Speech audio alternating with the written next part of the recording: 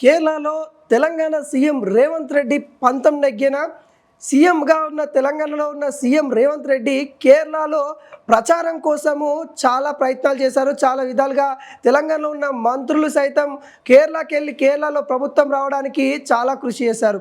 ఈ నేపథ్యంలో ఇక్కడ తెలంగాణ నాయకులు వెళ్ళి అక్కడ ప్రచారం చేసిన దగ్గర కూడా చాలా వరకు కాంగ్రెస్ పార్టీ ఘన విజయం సాధిస్తున్న పరిస్థితి కనబడతా ఉంది. కేరళలో మరి కాంగ్రెస్ కూటమి ఘన విజయం వైపు అయితే వెళ్తా ఉన్న పరిస్థితి కనబడతా ఉంది.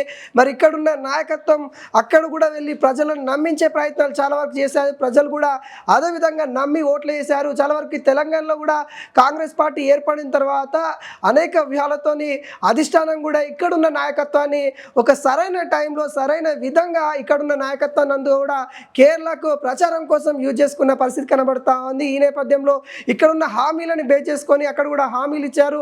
హామీలు నెరవేర్చే విధంగా తెలంగాణకు వచ్చి చూడండి రోల్ మోడల్గా ఉంది తెలంగాణ అనే విధంగా తెలంగాణలో ఏదైతే ఇక్కడ చేస్తున్న హామీలు ఏవైతే ఉన్నాయో వాటిని ప్రచార రథాలుగా అక్కడ కేరళ కూడా వాడుకున్న పరిస్థితి కనబడతా ఉంది. కేరళ కూడా మరి ఏదైతే కాంగ్రెస్ కూటమి ఘన విజయం సాధించే దిశగా వెళ్తున్న పరిస్థితి కనబడతా ఉంది. యూడిఎఫ్ దాదాపుగా 95 నుండి 99 స్థానాలు గెలిచే అవకాశాలు అయితే కనబడతా ఉన్నాయి.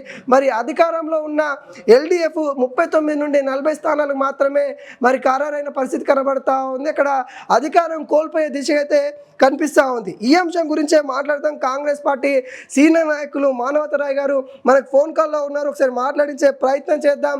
మరి తెలంగాణ నాయకత్వం అక్కడికి వెళ్ళి ఎంతవరకు ప్రభావితం చూపించారు ఈ అంశం గురించి అయితే తెలుసుకునే ప్రయత్నం అయితే చేద్దాం. సార్ నమస్తే. సార్ నమస్తే సార్. కేరళ రిజల్ట్ చూసాం. కేరళలో తెలంగాణ నాయకులందరూ కూడా అక్కడ పర్యటన చేశారు. ఇక్కడ ప్రభుత్వం రావడానికి చాలా కృషి చేశారు. ఆ ఫలితాలు కూడా కాంగ్రెస్ పార్టీకి ప్రజలు కూడా జై కొట్టిన విధానం కనబడతా ఉంది. ఎట్లా వస్తూ ఉన్నారు? ఎంతవరకు ప్రభావితం తెలంగాణ ప్రభావితం కేరళ పడిందంటే ఏం చెప్తారు? 10 ఏళ్ల తర్వాత కేరళంలో కాంగ్రెస్ పార్టీని గెలిపించారు ప్రజలు. ఇది చాలా సంతోషకరం. దానికి ప్రధాన కారణం మా అధినాయకత్వం, అధిష్టానం, రాహుల్ గాంధీ, మల్లికార్జున్ ఖర్గే, అదేవిధంగా రాష్ట్రంలో రేవంత్ రెడ్డి మంత్రివర్గం వీళ్ళందరూ కూడా వ్యూహాత్మకంగా వ్యవహరించారు. అదే విధంగా తెలంగాణలో ఏ పథకాలు అయితే అమలు అవుతున్నావో 6 గ్యారెంటీలు అక్కడ 5 గ్యారెంటీలు పెట్టారు. 5 గ్యారెంటీల్లో ప్రధానంగా మహిళలకు ఉచిత బస్సు ప్రయాణం అది తెలంగాణలో సంపూర్తిగా అమలవుతుంది. సంతోషంగా మహిళలు ఉన్నారు. అవన్నీ కూడా అదే విధంగా ఇంకా ఇతర విద్యార్థులకు ఉపకార వేతనాలు, ఆర్థిక సాయం ప్రతి విద్యార్థికి 1000కి ప్రతి నెల నేరుగా వాళ్ళ బ్యాంక్ ఖాతాలో పడే విధంగా 1000 రూపాయల ఉపకార వేతనాలు ఇవ్వటం. తర్వాత సముద్ర తీరాన్ని అంటే 600 కిలోమీటర్ల సముద్ర చెరువులు, సరస్సులు అన్ని కలిపి వాణిజ్య సముదాయంగా, వ్యాపార సముదాయంగా అభివృద్ధి చేయటం. ఇట్లాంటి వినూత్నమైనటువంటి సంక్షేమ పథకాలు అక్కడ ఉన్నటువంటి ఓటర్లని ఆలోచింపజేసింది. అదేవిధంగా న్యాయ పథకం అనేది 6000 రూపాయల చొప్పున ఆర్థిక సాయం చేయటం.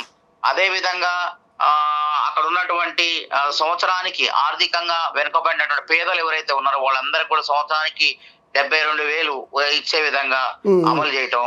ఇట్లా అనేక రకాల సంక్షేమ పథకాలు. అదేవిధంగా పినరయి విజయ్ యొక్క ప్రభుత్వం యొక్క అవినీతిలో కూరకపోవటం, ప్రధానంగా అక్కడ అనేక స్కాములు జరగటం, ఇవన్నీ కూడా కాంగ్రెస్ కు అక్కడ ఉన్నటువంటి కలిసి వచ్చినాయి.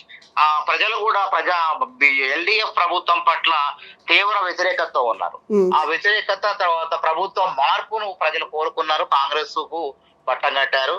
కాబట్టి యూడిఎఫ్ దాదాపు ఇప్పుడు 90 స్థానాలు దాటి కూడా ఆధిక్యంలో ఉన్నది. దగ్గర 100 దిశగా వెళ్తా ఉంది. మనం అనుకున్నాం 100 దిశగా ఉన్నది. సర్వేలు అంచనాలు కూడా అందకుండా కాంగ్రెస్ పార్టీ అక్కడ దూసుకుపోతుంది. కాబట్టి తన వెనుకంజలో పినరయి విజయ్ కూడా తన సొంత నియోజకవర్గం ధర్మడంలో కూడా వెనుకంజలో ఉన్నట్లు మనకు స్వల్ప ఆధిక్యంతో 1500 ఓట్ల ఆధిక్యంతో కొనసాగుతున్నారు. అది చివరికి ఇంకా సార్ అయితే ఏదైతే 5 రాష్ట్రాల రిజల్ట్ను బేస్ చేసుకొని కేంద్ర మంత్రి బండి సంజయ్ కాంగ్రెస్ పార్టీకి ఇప్పటికైనా బుద్ధి రావాలి, ఏదైతే మహిళలకు సంబంధించిన బిల్లును వ్యతిరేకించారు, చాలా అంశాలపైన మరి కాంగ్రెస్ పార్టీ ఏవైతే చేసిందో దానిలో భాగంగానే ఇప్పుడు ఒకే ఒక రాష్ట్రంలో గెలిచింది, మిగతా రాష్ట్రాలలో మా కొనసాగుతూ ఉంది, ఇప్పటికైనా కాంగ్రెస్ పార్టీ బుద్ధి తెచ్చుకోవాలి అనే విధంగా వ్యాఖ్యలు చేశారు. దాన్ని ఎట్లా చూస్తూ ఉన్నారు? ఇప్పుడు బండి సంజయ్ సిగ్గులేని మాటలు. ఇప్పుడు మమతా బెనర్జీ అక్కడ ఓడిపోయిందంటే కారణం ఏంది? అక్కడ అవినీతి. అక్కడ చటర్జీ అనేటువంటి ఆయన ఉద్యోగాలు నమ్ముకుంటే, వేలాది మంది ప్రభుత్వ ఉద్యోగాలు నమ్ముకుంటే అందులో జైలుకు వెళ్ళటం జరిగింది. అవినీతి పాలన, ప్రభుత్వ వ్యతిరేకత 15 సంవత్సరాలుగా మమతా బెనర్జీని చూశారు. ఆ ప్రజలు వ్యతిరేకించారు. అదే విధంగా గతంలో అక్కడ 2021లో దాదాపు బీజేపీ 77 స్థానాలు గెలిచింది. తృణమూల్ కాంగ్రెస్ 215 స్థానాలు గెలిచింది. ఈసారి అటు తారుమారైంది. ప్రజలు మార్పు కోరుకున్నారు. ప్రత్యర్థిగా ఉన్న బీజేపీకి అవకాశం ఇచ్చారు. అలా అవినీతి, మమతా బెనర్జీ అవినీతి వల్ల ప్రధానంగా ఓడిపోయింది తప్ప ఇదేదో బీజేపీ బలం వల్లనో ఇంకోటి కాదు. అక్కడ ప్రత్యామ్నాయంగా బీజేపీ ఉంది కాబట్టి బీజేపీ పట్టం కట్టి మరి అట్లాంటప్పుడు మహిళా బిల్లు అనుకుంటే మరి తమిళనాడులో ఎందుకు గెలవలేదు? కేరళలో ఎందుకు 3 స్థానాలకి పరిమితమైంది? మరి రావాలి కదా మహిళలు, మరి మహిళలంతా ఓట్లేస్తే కేరళలో రావాలి కదా. కాబట్టి ఏంటంటే అక్కడ ఉన్నటువంటి ప్రభుత్వాల పట్ల, సంక్షేమ పథకాల పట్ల ప్రజలు వాళ్ళు ఆకర్షిస్తారు. అస్సాం విషయానికి వచ్చినట్లయితే అక్కడ హేమంత్ బిశ్వా శర్మ మొదటి నుంచి అనుకున్నది బలంగా ఉండదు, నాయకత్వం తక్కువ ఉన్నది. మన కాంగ్రెస్ నాయకత్వం కొంత బలహీనంగా ఉండే. కాబట్టి మేము అన్ని కూడా జరిగిన దగ్గర సరి చేసుకొని భవిష్యత్తులో తప్పకుండా పుంజుకుంటాం. పుదుచ్చేరి ఎట్లా వస్తుందో సార్? పుదుచ్చేరిలో కూడా మనకు సంబంధించిన మంత్రులు కూడా అక్కడికి వెళ్ళారు, అక్కడ కూడా చాలా ప్రయత్నాలు చేశారు, అక్కడ విఫలమైన పరిస్థితి కనబడుతుంది. దాన్ని ఎట్లా చూస్తుంది సార్? విఫలమైన మెరుగైనటువంటి స్థానాలు రావడం జరిగింది కదా. ఆశించిన ప్రభుత్వం ఏర్పాటు చేయకపోవచ్చు, కానీ కాంగ్రెస్ అక్కడ ఎక్కువ స్థానాలు కూడా గతంలో కన్నా ఎక్కువ స్థానాలు గెలిచినట్లు మనకు వార్తలు వస్తున్నాయి. ఏది ఏమైనప్పటికీ అక్కడ వాళ్ళు ఉన్న ప్రభుత్వాలను కాపాడుకున్నారు అంతే. అక్కడ పెద్ద గొప్పతనమే లేదు. పశ్చిమ బెంగాల్ వచ్చేసి అక్కడ ప్రభుత్వం మమతా బెనర్జీ మీద అవినీతి ఆరోపణలు ఇవన్నీ ఉన్నాయి కాబట్టి అక్కడ విజయం సాధించారు. మహిళా బిల్లు మీదే నిజంగా వాస్తవం చెప్పాలంటే మహిళా బిల్లు మీదే అనుకుంటే ఇప్పుడు మిగతా రాష్ట్రాల్లో గెలవాలి కదా. కాబట్టి బండి సంజయ్కి సోయి కోల్పోయి ఏం మాట్లాడాలి తెలవక ఇట్లా పిచ్చి పిచ్చి మాట్లాడటం జరుగుతుంది. అంటే మెజారిటీ 5 రాష్ట్రాలలో 3 రాష్ట్రాలు బీజేపీ కైవసం చేసుకుంది, ఒక రాష్ట్రం కాంగ్రెస్ కైవసం చేసుకుంది, ఇంకొకటి టీవీకే దిశగా వెళ్తా ఉన్న పరిస్థితి కనబడుతుంది. ఇప్పుడు తమిళనాడు రాజకీయాలు భిన్నంగా ఉన్నాయి. అక్కడ కూడా అంతే కదా. ఇప్పుడు మేమాడ అధికారం లేము, డిఎంకేతో భాగస్వామ్య పక్షంగా ఉన్నాం. మేము పోటీ చేసింది 25 స్థానాలు అక్కడ. కాబట్టి 25 స్థానాల్లో మేము ప్రభుత్వాన్ని మేమే ఏర్పాటు చేసే స్థాయిలో ఉన్నాం కదా. కాబట్టి అక్కడ డిఎంకే ప్రభుత్వం కూడా ఎందుకు ప్రజలు తమిళనాడులో ఎప్పుడు కూడా ప్రజలు ఒకేసారి ఎక్కువ ఎవరికి 2 సార్లు అధికారం ఇయ్యరు. కాకపోతే ఏంటంటే ఇక్కడ బలహీనమైనటువంటి ఏఐడిఎంకే నాయకత్వం అనుకున్నారు. కానీ ప్రజలు ఏంటంటే స్టాలిన్ యొక్క కుటుంబం యొక్క వారసత్వ రాజకీయాలు నచ్చలేదు. ఉదయనిధి స్టాలిన్ కి డిప్యూటీ సీఎం ఇవ్వటం, అదే విధంగా కొంత విద్యార్థులకు ఇస్తున్నటువంటి ఉపకార వేతనాలు సక్రమంగా అమలు చేయకపోవటం, ఓపీఎస్ ఉద్యోగులకు సంబంధించిన దాని అమలు చేయకపోవటం, రుణాలు విద్యార్థులకు సంబంధించిన విద్యా రుణాలు చెల్లించడం, చాలా అంశాలు ఉన్నాయి. అదే విధంగా చెన్నై పట్టణంలోకి వచ్చినట్లయితే చెన్నైలో రోడ్డు రవాణా వ్యవస్థ అధ్వానంగా ఉంది. రోడ్లు అదే విధంగా మెట్రో నిర్మాణాల వల్ల రవాణా అనేది స్తంభించిపోయింది. విసుగు వేసారిపోయినటువంటి ప్రజలు అక్కడ ప్రత్యామ్నాయంగా కొత్త పార్టీ అయినటువంటి యువకుడైనటువంటి విజయ్ కి టీవీకే పార్టీకి ఓటు వేయడం జరిగింది. అదే తప్ప అక్కడ మరి బీజేపీ ఎందుకు రాలేదు అక్కడ? అంటే కాంగ్రెస్ ఎటువంటి తగ్గలేదంటారా? ఆ యొక్క గ్రాఫ్ తగ్గలేదంటారా? అంటే ఇప్పుడు గ్రాఫ్ తగ్గడం అంటే మేము గతంలో 18 స్థానాలు గెలిచినాం. ఇప్పుడు 25 స్థానాలు పోటీ చేస్తే దాదాపు ఇప్పుడు మరి 10 స్థానాలు ఎంతో లీడ్ జరుగుతుంది. ఇంకా పూర్తి స్థాయి ఫలితాలు రాలే కదా.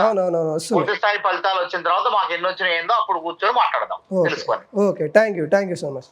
సో గతం కంటే కాంగ్రెస్ పార్టీ ఇప్పుడు మెరుగైన ఫలితాలు తీసుకొస్తున్నాము, ఖచ్చితంగా తెలంగాణ నాయకత్వం వల్లనే ఈరోజు కేరళలో ప్రభుత్వం ఏర్పాటు దిశగా వెళ్తా ఉందాం అన్నట్టుగా ఇటు నాయకులంతా కూడా ఆనందం వ్యక్తం చేస్తున్న పరిస్థితి కనబడతా ఉంది. ముఖ్యంగా తెలంగాణలో ఉన్న హామీలు ఏవైతే ఉన్నాయో అక్కడ కూడా 5 హామీలుగా ఇవ్వడం జరిగింది. ఆ 5 హామీలు కూడా ప్రజలు నమ్మారు. ప్రజలు ఈరోజు మాకు పట్టం కట్టారు, ఖచ్చితంగా 5 హామీలు నెరవేరుస్తామనే విధంగా ఇటు కాంగ్రెస్ నాయకులు అయితే చెప్తున్న పరిస్థితి కనబడతా ఉంది.